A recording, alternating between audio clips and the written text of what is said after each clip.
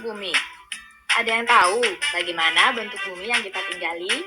Yap, bumi berbentuk bulat.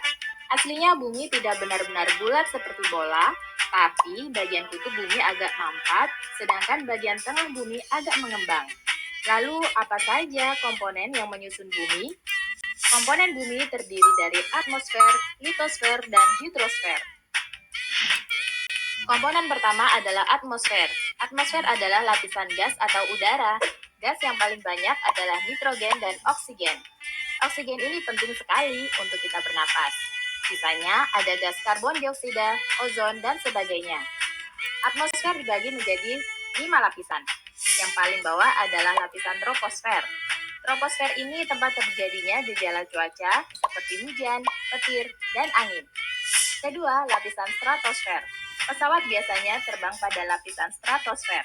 Selain itu, juga terdapat lapisan ozon yang melindungi bumi dari radiasi ultraviolet. Ketiga, lapisan mesosfer.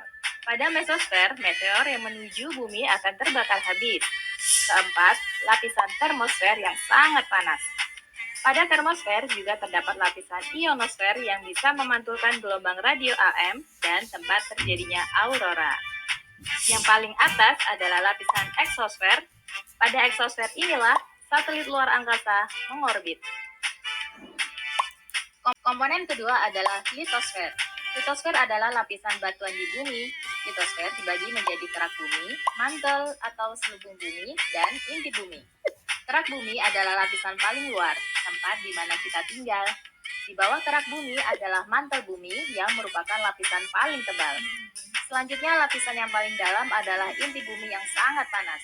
Inti luar bentuknya cair, sedangkan inti dalam bentuknya padat. Bagian inti dalam inilah yang menyebabkan rotasi bumi dan sifat magnet bumi.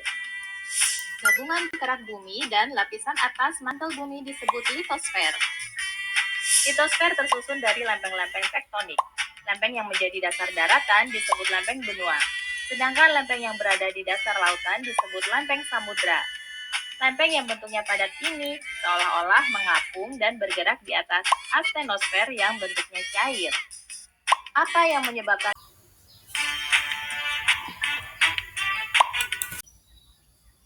lempeng bisa bergerak saling menjauh atau divergen?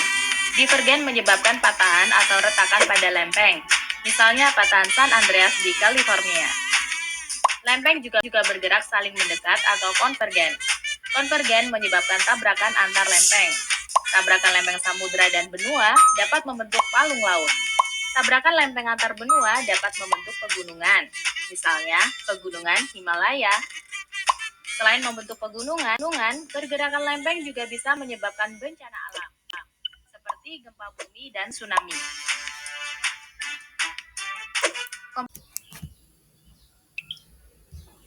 Komponen yang ketiga adalah hidrosfer, yaitu lapisan air yang ada di bumi. Contohnya samudra, lautan, sungai, danau, air tanah, dan uap air di udara. Jumlah air di bumi selalu tetap loh, karena adanya siklus air atau siklus hidrologi. Bagaimana siklus air terjadi? Awalnya air menguap menjadi uap air karena panas matahari. Uap air itu akan naik ke atmosfer. Karena semakin tinggi, suhu atmosfer semakin rendah. Uap air tadi akan berubah lagi menjadi cair atau mengembun. Titik-titik air akan berkumpul membentuk awan, dan kemudian turun hujan. Air hujan akan kembali berkumpul di lautan, setelah itu siklus air kembali berulang. Wah, sekarang jadi tahu ya kalau komponen bumi itu ada banyak. Yang sehari-hari kita lihat ternyata hanya sebagian kecil saja dari bumi. Tentunya kita harus bersyukur karena Tuhan sudah memberikan bumi sebagai tempat tinggal yang aman dan nyaman.